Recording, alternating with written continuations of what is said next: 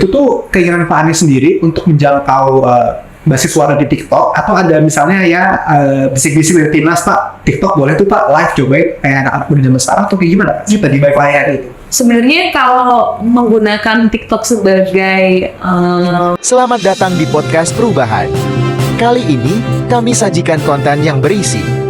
Yuk kita bahas terkait awal mula Pak Anies Baswedan masuk ke TikTok.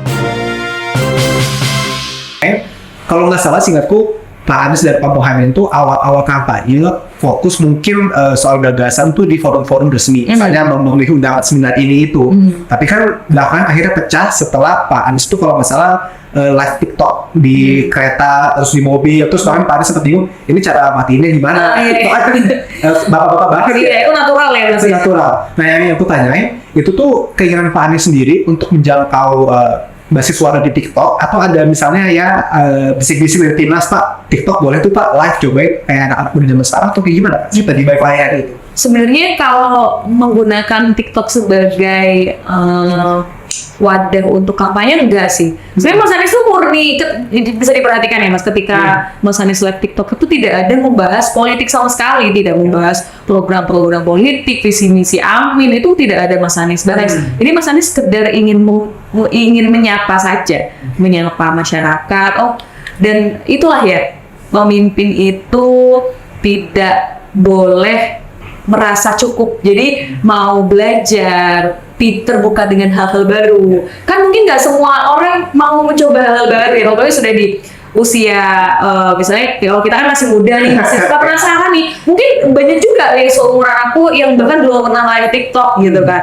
Jadi Pak Anies menunjukkan pada kita semua bahwa beliau ini adalah sosok yang mau mencoba hal baru. Beliau terbuka dengan tren zaman, mengikuti tren zaman yang ya sekarang nih eranya apa sih, anak muda nih sukanya apa sih, ternyata kayak gini. Bahkan semalam nih live TikTok yang terakhir ini dengan Pak Tom Lembong ada RAWN, maksudnya.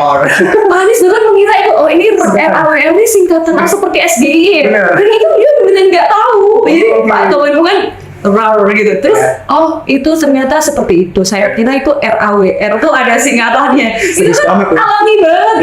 Kayak kita ngeliat, kita lagi ngomong sama ayah kita, terus ayah kita, ini tuh begini ya. Enggak kayak gitu. Kita ngejelasin ini tuh natural banget sih, bukan suatu hal yang dibuat-buat ya Mas ya. Jadi ya memang itu organik, kepolosan bapak-bapak. Dan ya sama lah, menurut saya Pak Anies dan Caimin ini figur yang saling melengkapi sih.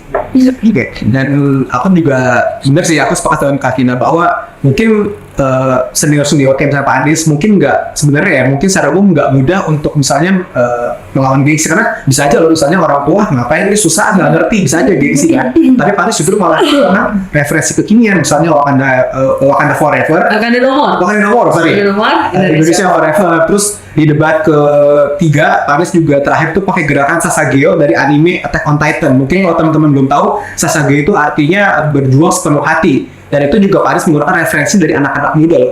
Sebenarnya Pak Anies mungkin bisa aja malu kan, kayak ngapain harus begini kan.